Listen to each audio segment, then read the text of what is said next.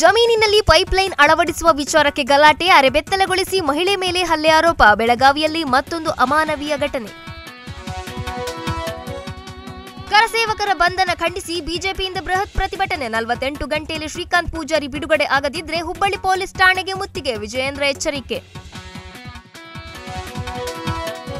ಅಪರಾಧಿಗಳಿಗೆ ಜಾತಿ ಧರ್ಮಗಳ ಬಣ್ಣ ಹಚ್ಚುವುದು ಅಪಾಯಕಾರಿ. ಬಿಜೆಪಿ ನಾಯಕರಿಗೆ ಸಿಎಂ ಸಿದ್ದರಾಮಯ್ಯ ತಿರುಗೇಟು. ನಮ್ಮ ಸಾಧನೆಗಳಿಗೆ ಜನಸ್ಪಂದನೆ ಕಂಡು ದಿಗಿಲು ಹುಟ್ಟಿದೆ ಎಂದು ಟೀಕೆ. ಅದಾನಿ ಹಿಂಡನ್ಬರ್ಗ್ ವಿವಾದ, ಸೆಬಿಯ ತನಿಖೆಯಲ್ಲಿ ಮಧ್ಯಪ್ರವೇಶಿಸಲು ಸಾಧ್ಯವಿಲ್ಲ ಎಂದ ಸುಪ್ರೀಂ. 3 ತಿಂಗಳಲ್ಲಿ ಬಾಕಿ ತನಿಖೆ ಮುಗಿಸಲು ಸೆಬಿಗೆ ಕೋರ್ಟ್ ಆದೇಶ. ಮಕ್ಕಳು ಹೂ ಕಿತ್ತುಕೊಂಡಿದ್ದಕ್ಕೆ ಅಂಗನವಾಡಿ ಸಹಾಯಕಿ ಮೇಲೆ ಹಲ್ಲೆ. ಮಹಿಳೆಯ ಮೂಗನ್ನೇ ಕತ್ತರಿಸಿದ ಮನೆ ಮಾಲೀಕ. ಬೆಳಗಾವಿ ತಾಲೂಕಿನ ಬಸುರ್ತೆ ಗ್ರಾಮದಲ್ಲಿ ಘಟನೆ.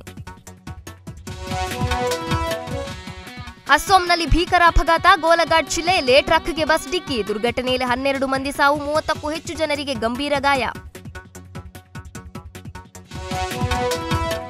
ಅಬಕಾರಿ ನೀತಿ ಹಗರಣ ಪ್ರಕರಣ ವಿಚಾರಣೆಗೆ 3ನೇ ಬಾರಿಗೆ ಗೈರಾದ ಸಿಎಂ ಅರವಿಂದ್ ಕೇಜ್ರಿವಾಲ್. ಇಡಿ ನೋಟಿಸ್ ಕಾನೂನು ಬಾಹಿರ ಎಂದು ಕಿಡಿಕಾರಿದ ದೆಹಲಿ ಮುಖ್ಯಮಂತ್ರಿ.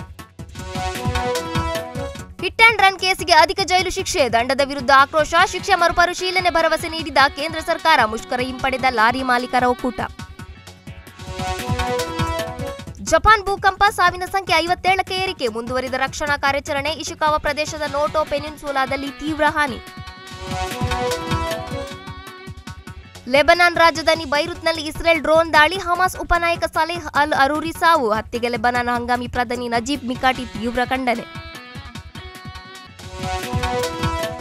ಕೇಪ್ಟೌನ್ನಲ್ಲಿ ಇಂದಿನಿಂದ 2ನೇ ಟೆಸ್ಟ್ ಹಣಾಹಣಿ. ಹರಿಣಗಳ ವಿರುದ್ಧ ಸರಣಿ ಸಮಬಲ ಸಾಧಿಸುವತ್ತ ರೋಹಿತ್ ಪಡೆ ಚಿತ್ತ. ಕೊನೆಯ ಟೆಸ್ಟ್ ಗೆಲ್ಲುವ ವಿಶ್ವಾಸದಲ್ಲಿ ಡೀನ್ ಎಲ್ಗರ್ ಪಡೆ.